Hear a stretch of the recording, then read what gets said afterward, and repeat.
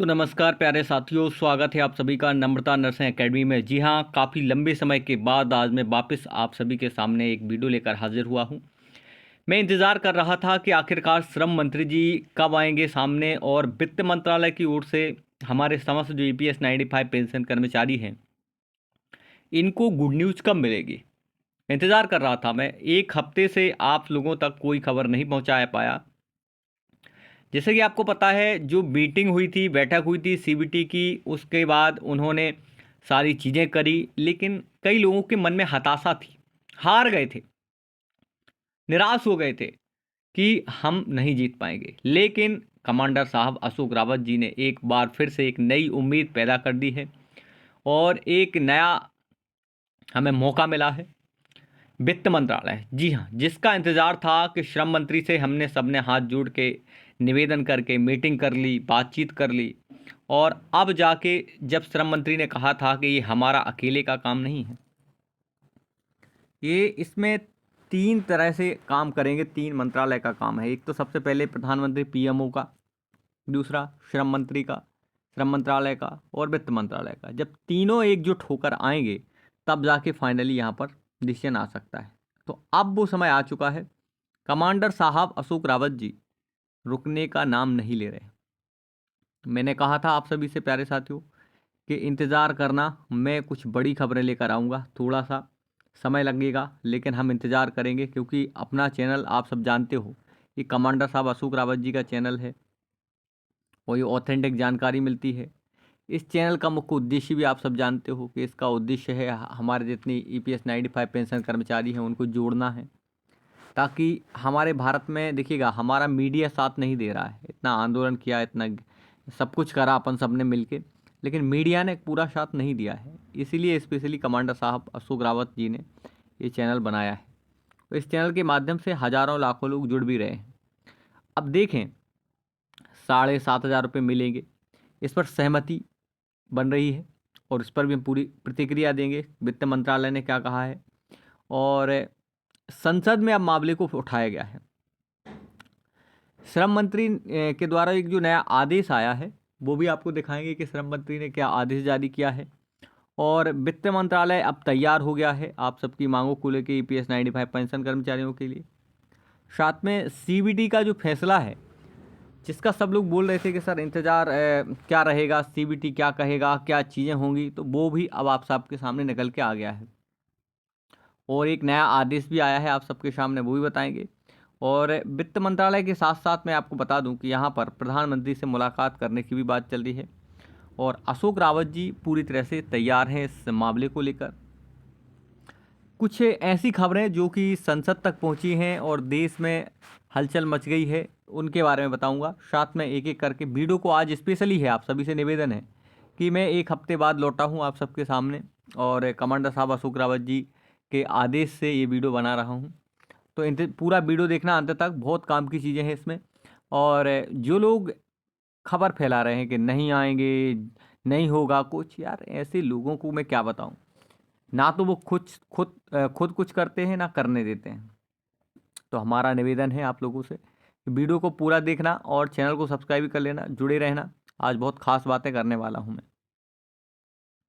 तो ये रहा सब्सक्राइब करने वाला बटन, आप लोग इससे जुड़ जाओ, सब्सक्राइब कर लो। इसका दबाने का कोई चार्ज नहीं लगता है, बिल्कुल आप सब लोग जुड़ सकते हैं। और इस चैनल का मुख्य उद्देश्य है, मैं बार बार कहता हूँ, हज़ारों लोगों को जोड़ना, एकजुट करना। ये एकजुट क्यों करना है? क्योंकि भारत में जो हमारी मीडिया है वो बिल्कुल साथ नहीं दे रहा है। अगर आज हम एकजुट नहीं हुए ऐसे मौके पर तो फिर हम बहुत पीछे रह जाएंगे। वक्त है अभी भी। एक बार अगर घर से नहीं निकल पा रहे हो तो कम से कम इस वीडियो को शेयर करें और सब्सक्राइब करें चैनल को, ताकि जो लड़ाई है, रुकी हुई है लड़ाई, उसको कम से कम आगे बढ़ा रहा है कोई व्यक्ति, कमांडर साहब अशोक रावत जी, तो उनका साथ दें घर बैठे बैठे। आपको ना कोई पैसा मांग रहे हैं, ना आपसे परेशान करने के लिए कहीं बुला रहे हैं। आप लोग जुड़ जाओ, यही निवेदन है। अगर आज साथ नहीं मिला तो फिर आगे हम लोग हार जाएंगे। चलो आगे बताते हैं क्या है पूरी प्रक्रिया। सबसे पहले आप इस खबर को देखें। जो 13 अक्टूबर को अपना आंदोलन हुआ था, उसमें आप सभी को पता है 13 अक्टूबर को EPFO मुख्यालय पर प्रदर्शन किया गया था और सभी को इंतज़ार था कि कोई ना कोई श्रम मंत्रालय से बड़ा मैसेज आएगा, कोई अपडेट आएगी, न्यूज़ आएगी। तो 13 अक्टूबर को ईपीएफओ मुख्यालय पर प्रदर्शन करेंगे पेंशनर, ऐसा इसमें लिखा हुआ है। सरकार की नीतियों पर असंतोष तेज हो गया है। अगर देखा जाए तो अब इस खबर को लेकर अब जाके कोई बड़ा निर्णय लिया गया। आप देख सकते हैं, नई दिल्ली की बात है, ईपीएस से 95 राष्ट्रीय संघर्ष समिति ने घोषणा की है कि देश भर के 13 अक्टूबर को जो यहाँ पर आंदोलन हुआ था बेंगलुरु से, ये सारी चीज़ें, इसमें ईपीएस 95 पेंशन कर्मचारियों ने एक बड़ा आंदोलन किया था, जिसमें सभी लोग शामिल हुए थे। उनके नाम मैं इसलिए लेना चाहूँगा क्योंकि ये इनके द्वारा उठाया गया एक बड़ा कदम है। जो आज कह रहे हैं कि ईपीएस 95 पेंशन कर्मचारियों की मांगें पूरी नहीं होंगी, ऐसा है वैसा है, उनके लिए कहना है कि ये वही साथी हैं जिन्होंने लास्ट तक साथ दिया है और अभी भी साथ दे रहे हैं, जिनमें राष्ट्रीय अध्यक्ष कमांडर अशोक रावत जी, महासचिव बीरेंद्र राजावर जी, राष्ट्रीय सचिव एवं प्रभारी राजीव भटनागर जी, दिल्ली प्रदेश अध्यक्ष बच्चे सिंह राणा और सचिव रमेश बहुगुणा और उत्तर भारत संयोजक सुरेश डंगयाल और राष्ट्रीय समन्वयक रमाकांत नरवड़े। ये सब लोग वो हैं जिन्होंने आपका साथ दिया। अब देखें, भारत के अलग अलग राज्यों में आप सभी का आंदोलन जारी है। आप ये तस्वीरें देखें, कमांडर साहब अभी भी नहीं रुक रहे हैं। अभी जितने ईपीएस 95 पेंशन कर्मचारी हैं, हम सभी ने दिल्ली में क्या किया, एक आंदोलन किया, ज्ञापन किया, निकाला और एक बैठक करी सीबीटी की, सब कुछ करा। लेकिन कमांडर साहब को एक बात समझ में आ गई कि हम बिगैर संगठित हुए कुछ नहीं कर सकते, क्योंकि इस आंदोलन में कई लोग बोलें कि सरकार नहीं सुन रही है, ये है वो है, सरकार करना नहीं चाहती, कोई कितना ही झूठ बोल ले, लेकिन सबसे बड़ी बात है, आप खुद जानते हो, संगठित होना। आप कितनी संख्या में थे वहाँ पर? 500 में सरकार मान जाएगी क्या? तुम्हें 7,500 चाहिए हैं आप सबके लिए। हम सबको मिलके प्रयास 7,500 का कर रहे हैं। 7,500 लोग नहीं हैं इकट्ठे, इसमें हम असफल रह गए। यही हमारी जो है यहाँ पर, हमने सरकार को तो खूब बोल दिया कि सरकार नहीं कर रही है, सरकार को कोस लिया। किसी ने कमेंट में अंधभक्त बता दिया, कोई बोल रहा है बीजेपी के एजेंट हो। यार बीजेपी से हमें क्या लेना देना है? हमें किसी सरकार से कोई लेना देना नहीं है, हमें अपनी मांगों को पूरा करना है। तो कई लोग ये बोल रहे हैं कि कुछ नहीं हुआ, कुछ नहीं हुआ। यार एक बार जाके तुम किसी सिक्योरिटी गार्ड से मिल लो, कभी आप अपने तहसील में, ज़िले में, अपने अपने राज्य में एक ज्ञापन दे के देख लो। दूसरे लोगों ने, इन लोगों ने राजधानी में ज्ञापन दिया है, राजधानी में जहाँ घुसने नहीं मिलता है, जहाँ केंद्रीय मंत्री, प्रधानमंत्री, वित्त मंत्री, श्रम मंत्री, सारा पूरा मंत्रालय देश की राजधानी में आंदोलन किया है। तो ये छोटी बात नहीं है। धन्यवाद है उन सभी ईपीएस 95 पेंशन कर्मचारियों के लिए, धन्यवाद है कमांडर साहब अशोक रावत जी के लिए, जो समितियां काम कर रही हैं, जिन्होंने यहाँ बड़ी भूमिका निभाई है। तो आप ये तस्वीरें देखें, आप कमांडर साहब ने बड़ा फैसला लिया है। भारत के जितने राज्य हैं, भारत के जितने राज्य हैं, सभी राज्यों के जितने ईपीएस 95 पेंशन कर्मचारी हैं, इनको एकजुट करना। क्यों? क्योंकि आज हम लोग संख्या में कम रह गए, संख्या में कमी होने के कारण आज हम हार गए और इस वजह से हमारी मांगों को पूरा नहीं किया गया। इसलिए आप देखो, ये बैठकें चालू हो गई हैं, ये लगातार बैठक चल रही हैं, महाराष्ट्र से दिल्ली। अब आपको एक और बड़ी सूचना देने जा रहा हूँ। ये मीटिंग आप सभी को, किसी को नहीं पता है, ये गुप्त रूप से मीटिंग हुई है कमांडर साहब अशोक रावत ईपीएस 95 पेंशन कर्मचारियों की दिल्ली में, जो कि रक्षा मंत्री जी के साथ हुई हैं। मैं आपको बता दूं, ये जो आप तस्वीरें देख पा रहे हैं, ये समस्त ईपीएस 95 पेंशन कर्मचारियों की फ़ोटो हैं, जिसमें जो लोग गए थे उनको ही शामिल किया गया है। रक्षा मंत्री से इन्होंने एक ही बात कही है कि हमारी मुलाकात पीएम मोदी जी से करवाओ। इसलिए प्रधानमंत्री मोदी जी से भी यहाँ पर मुलाकात की बात चल रही है। और मैं आपको वित्त मंत्रालय की ओर से भी कुछ बयान दिखाऊंगा आपको। ये लगातार प्रयास जारी है। आप देखें, यहाँ पर ये तस्वीर दिखाती हैं कि हमारी आज नहीं तो कल जीत जरूर होगी। देखें आप, हर राज्य में जाकर मिलना शुरू कर दिया है कमांडर साहब अशोक रावत जी ने। अब एक रणनीति के आधार पर काम हो रहा है। मैं बार बार कहता हूं कि आप लोग एक बार साथ तो दो, कम संख्या में कैसे मांगे होंगी, रणनीति के आधार पर। और अब सुप्रीम कोर्ट जाने की जो बात कही गई थी, अब पूरे होने जा रही है। तो मैं आपसे यही निवेदन करता हूं कि अगर आप किसी का साथ नहीं दे पा रहे हो तो उसके पीछे से थोड़ा सा सहारा जरूर दो। सहारा बनो। आपको हम दिल्ली नहीं बुला रहे हैं, आपको हम जो है पैसे नहीं मांग रहे हैं, आपके बस घर बैठे बैठे इतना साथ मांग रहे हैं कि आप लोग चैनल को सब्सक्राइब करो, एकजुट हो जाओ, संगठित हो जाओ। आज भी वक्त है। ये तस्वीरें आप देखें, कमांडर साहब लगातार अब भारत के अलग अलग राज्यों में खुद जाके वहाँ की EPS 95 पेंशन कर्मचारियों से मिल रहे हैं, जितनी समितियाँ हैं, संगठन हैं, उनसे मिल रहे हैं। ये देखो आप, शपथ ली गई, एक बड़ा एक आयोजन हुआ, कार्यक्रम हो रहा है, राज्य स्तरों पर लोगों को बुलाया जा रहा है, एकजुट किया जा रहा है, मीटिंग की जा रही है, लोगों को जोड़ा जा रहा है कि आप सबको एकत्रित होना पड़ेगा, सबको एकजुट होना पड़ेगा। ये देखें आप, EPS 95 पेंशन कर्मचारी एकजुट हो गए। तो सभी लोगों से यही निवेदन किया जा रहा है कि आप सब लोग मिलकर साथ दें और हम सब लोग इस मामले को संसद तक ले जाएंगे। और इसमें देखें, इतना ही नहीं, EPS 95 पेंशन कर्मचारियों के साथ साथ जितने हमारी बहनें भी हैं वो भी साथ दे रही हैं।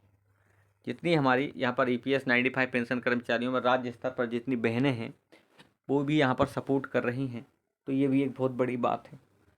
अब इन तस्वीरों में देखें, जिन्होंने भारत के अलग अलग राज्यों से मिलजुल के यहाँ पर EPS 95 पेंशन के लिए संघर्ष कर रही हैं वो बहनें। ये देखें आप, ये पेंशन कर्मचारी देखें आप, सब लोग आपको यहाँ दिख रहे होंगे। ये देखें आप सब, ये सब अपना संघर्ष कर रहे हैं। ये वो, अभी मैं श्रम मंत्री का वीडियो भी दिखाऊंगा आपको, कमांडर साहब अशोक रावत का वीडियो भी दिखाऊंगा। देखें, सभी EPS 95 पेंशन कर्मचारी अब मिलजुल के, अब महाराष्ट्र की है ये फ़ोटो, महाराष्ट्र की है, लोगों को ज्ञापन दिए जा रहे हैं और बातचीत चल रही है। एक बड़े स्तर पर विशाल आंदोलन की तैयारी चल रही है। यहाँ पर BJP के मंत्रियों से, सांसदों से मुलाकात जारी है। तो कई लोग सोच रहे हैं कि ये मुद्दा ख़त्म हो गया है, हमारा संघर्ष ख़त्म हो गया है, आप सबके लिए 7,500 के लिए हम लोग आगे लड़ रहे हैं और आगे भी लड़ते रहेंगे, ये हमारा वादा है।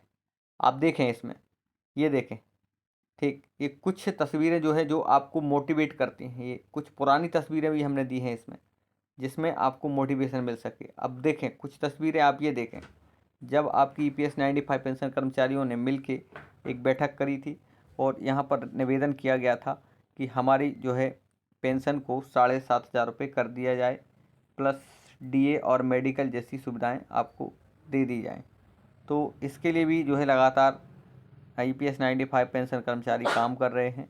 और तो अब देखें, ये राजीव भटनागर जी का ट्वीट देखें, यहाँ पर कितना पॉजिटिव रिस्पांस मिला है। यहाँ से लिखा हुआ है, the report of the parliamentary committee, ये रिकमेंडेशन, मतलब अब संसद के लिए भी यहाँ पर देखा जाए तो यहाँ पत्र लिखा जा रहा है, मीटिंग की जा रही है 7,500 PF को मिनिमम करने के लिए।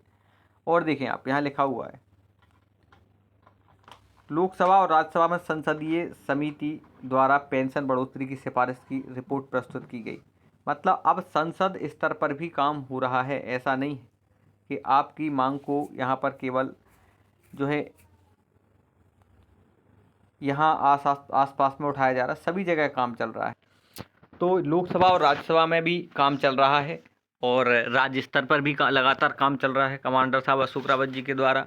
तो यही कहूँगा कि आप लोग भी साथ दें और चैनल को जुड़ जाएं, चैनल को सब्सक्राइब करें, हज़ारों में लोगों को जोड़ें, क्योंकि भाई यहाँ पर आप सभी के साथ की ज़रूरत है। और आप देखें, वित्त मंत्रालय से क्या खबर निकल के आई वो देखें आप।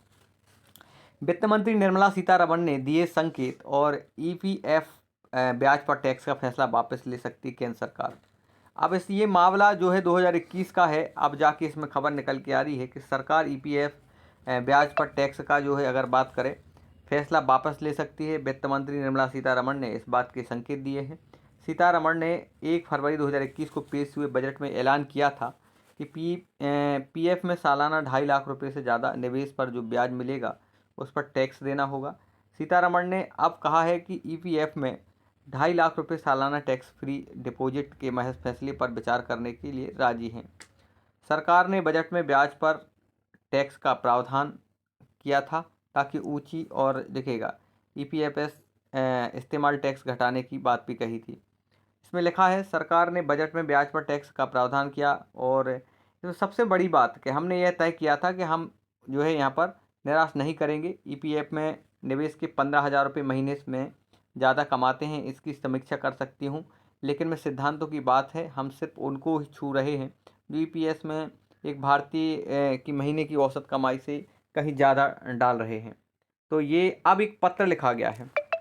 अब देखें यहाँ पे माननीय निर्मला सीतारमण जी को एक पत्र लिखा गया है यहाँ पर, और कई लोगों ने यहाँ पर इस पत्र में अपनी मांगों को रखा है। वित्त मंत्रालय, मैंने कहा है कि जैसे कि पीएमओ है आपका और वित्त मंत्रालय है, साथ में आपका अगर मैं बात करूँ कि यहाँ पर श्रम मंत्रालय, इन सभी को भी एक लेटर लिखा गया है जिसमें 7,500 मांग की बात कही गई है।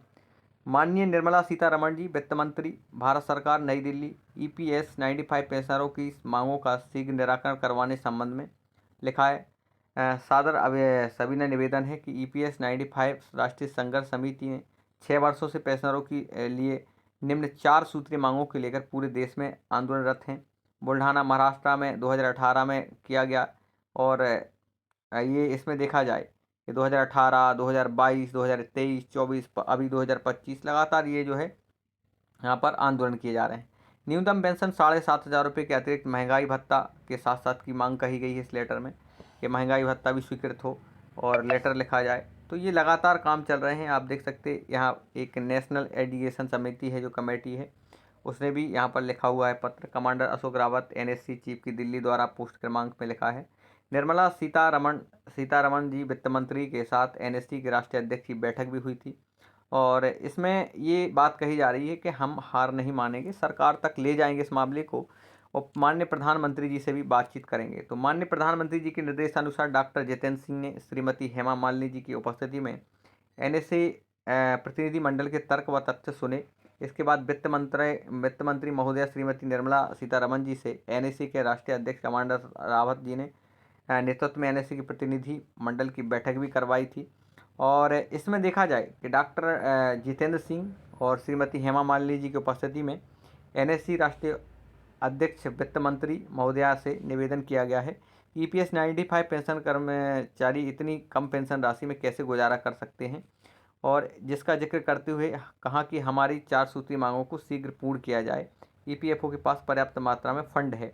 तो ये मांगें लगातार हैं। कमांडर साहब अशोक रावत जी अपने 7,500 रुपये को लेकर लगातार संघर्ष कर रहे हैं, मेहनत कर रहे हैं। और आप देखें यहाँ पर कि इसमें प्रधानमंत्री जी से भी बात करी जा रही है कि पीएम मोदी जी से भी आगे चल के मुलाकात की जाएगी। तो अब जो भी निर्णय आएगा, जो भी डिसीजन होगा, हम आपको ज़रूर बताएंगे इसी चैनल के माध्यम से। और मैं यही कहूँगा कि हज़ारों लोग जुड़ रहे हैं, चैनल को सब्सक्राइब करो। अभी भी हमारी जो है मांग जारी है और हम यहाँ कहीं पीछे नहीं रह गए हैं। बस हम लोग पीछे रह गए हैं तो आप लोग सब्सक्राइब नहीं कर रहे हो, चैनल को संगठित नहीं हो रहे हो, और कहीं ना कहीं हमारे देश की मीडिया हमारा साथ नहीं दे रही है। इसलिए आप लोगों से निवेदन है कि आप लोग देखिएगा, इस अपना चैनल है ये, कमांडर साहब अशोक रावत का चैनल है, और हम सब का मुख्य उद्देश्य है कि 7,500 को जो है पूरा करवाना, आपको पेंशन मिलना चाहिए। साथ में एक बात और कह दूं कि भाई इस चैनल को इसलिए भी सब्सक्राइब करना है क्योंकि सभी लोग गलत न्यूज़ देते हैं, और ये अपना सभी ईपीएस 95 पेंशन कर्मचारियों का चैनल है, और इसमें हज़ारों लाखों लोग जुड़ रहे हैं क्योंकि विश्वास करते हैं नम्रता नर्सिंग एकेडमी पर। और एक बात और मैं कह दूं कि आप भारत के किस राज्य से देख रहे हैं, कितनी पेंशन मिल रही है, और कहाँ से देख रहे हैं आप, और क्या आपका प्रश्न है मन में, वो ज़रूर बताना। अब कुछ संघर्ष देखें आप जो कमांडर साहब अशोक रावत जी ने इसमें कहना चाहिए मेहनत करी। हम सब लोग दिल्ली गए थे, मैं खुद गया था दिल्ली, बेंगलोर गया था। हज़ारों खर्च आते हैं, 10-10, 15,000 रुपये खर्च आते हैं, और 2-2, 3-3 दिन नहाने नहीं मिलता है बेटा। तो इसमें बहुत सारी चीज़ें आप लोग समझ सकते हो कि कितना संघर्ष करना पड़ता है। यहाँ बेंगलोर, दिल्ली, महाराष्ट्र, और अब तो हम लोग अलग अलग राज्य में जा रहे हैं, मध्य प्रदेश, छत्तीसगढ़, राजस्थान, बेंगलुरु, अलग अलग स्टेट में जा रहे हैं। तो आप लोग भी बताना कि आप किस राज्य से वीडियो देख रहे हैं, कितनी पेंशन मिलती है, और हम लोग आपके राज्य में भी आ रहे हैं तो आप लोग मिलना चाहोगे किस ज़िले से आप देख रहे हैं वीडियो को। तो सपोर्ट करना है, चैनल को सब्सक्राइब करना है। चलेगा, अब आप वीडियो देखें क्या कमांडर साहब और हम सब लोग जब दिल्ली गए थे तब के संघर्ष को, आगे हम आपको पूरी अपडेट देते रहेंगे। यही है कि सब कुछ साफ है, कहाँ पॉइंट लूट जा रहा है। ये विषय 3 मंत्रालयों का है, श्रम मंत्री, वित्त मंत्री और पीएमओ ऑफिस, इसलिए शायद समन्वय में देरी हो रही है।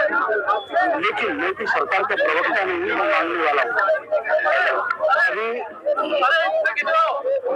आज यहाँ पर तकरीबन 22 सांसद आए थे, सभी सांसद सांसद होने जो अलग अलग पक्षों के, ज्यादातर महाराष्ट्र के थे, गुजरात से भी आए और उत्तर प्रदेश से भी सांसद आए। तो ये सांसद जो है, हाँ, ये जो सांसद आए हैं, इन्होंने सबने ये तय किया है कि हमारे प्रश्न के ऊपर जल्दी सरकार का ध्यान जाए, इसलिए वो कल पार्लियामेंट की सीढ़ियों पर बैठकर प्रोटेस्ट आंदोलन का हुआ समय 1 घंटे का आंदोलन सभी का ध्यान आकर्षित करेंगे। ये तब का वीडियो है जब हम लोग दिल्ली गए थे और दिल्ली में हम लोगों ने संघर्ष किया था, तब का वीडियो है, आप पूरा जरूर देखना। आप लोग कमांडर साहब लगातार मेहनत कर रहे हैं अभी भी। यहाँ पे है मंत्रालय के, हम संपर्क में है मंत्री जी के, आपसे उनसे मुलाकात होगी तो बात भी होगी। और अगर कुछ पॉजिटिव हमें जल्दी से जल्दी मिलने की आशा है या कुछ लिखित हमें उसका वचन मिलता है तो हम खुश होकर जाएंगे, सबको बता देंगे। और अगर नहीं होता है, कुछ अगर हमें डिले लगता है तो 1 महीने के अंदर या 1 महीने में हम सब लोग पूरे देश में रास्ता रोको करेंगे, जेल भरो करेंगे, मोर्चे निकालेंगे और पूरा देश चलाएंगे। तो भारत देश के पूरे सांसद परिचित हो गए। हमने तकरीबन 8 बार उनको निवेदन भी दिया है, हमारे लोग मिले हैं सभी सांसद महोदय कि मुझे दिली इच्छा है कि ये कार्यक्रम मतलब मांगे पूरी हो, तो चाहे सत्ता पक्ष में हो, विपक्ष में हो, जो भी डिले हो रहा है ब्यूरोक्रेसी में या जो भी जहाँ हो रहा है। इवन श्रम मंत्री जी की ये भावना है, वो बोल रहे हैं मैं श्रम मंत्री हूँ और मैं तुम्हारे कामगारों का वेलफेयर मेरा विषय है। मैं चाहता हूँ, मैं जानता हूँ कि जो लोगों ने पेंशन के लिए पैसे नहीं भरे उनको वृद्धापकाल के आंदोलन करेंगे। पूरे देश से, हर राज्य से वृद्ध लोग वहाँ पर जमा होंगे छोटी मोटी संख्या में और हजारों की संख्या में। 4 और 5 का जो प्रदर्शन आपका रहेगा, उसके बाद क्या उम्मीद रहेगी सरकार से, क्योंकि पार्लियामेंट सेशन चल रहा है, क्या उम्मीद है? हमें तो सरकार से ये उम्मीद है कि कल जो 4 और 5 का हमारा आंदोलन है उसके पहले डिक्लेयर कर दें ताकि हम उस आंदोलन को विजय उत्सव में बदल दें। यहाँ तक हमारी तैयारी है कि हम वहाँ पे गुलाल लेके आए और खुशियाँ मनाएं। और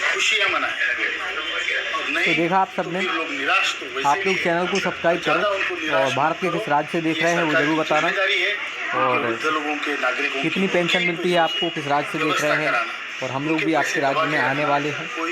तो हमारा संघर्ष तो नहीं रुकने वाला है, जब तक आप सबको पेंशन पूरी नहीं मिलेगी तब तक हम लोग लगातार मेहनत करते रहेंगे। और थैंक यू सो मच। जय हिंद, जय भारत, जय श्री महाकाल। और प्यारे सभी लोग जो भी देख रहे हैं, जितने हमारे पेंशन कर्मचारी हैं, कमेंट जरूर करना। Thank you so much. जय हिंद, जय भारत।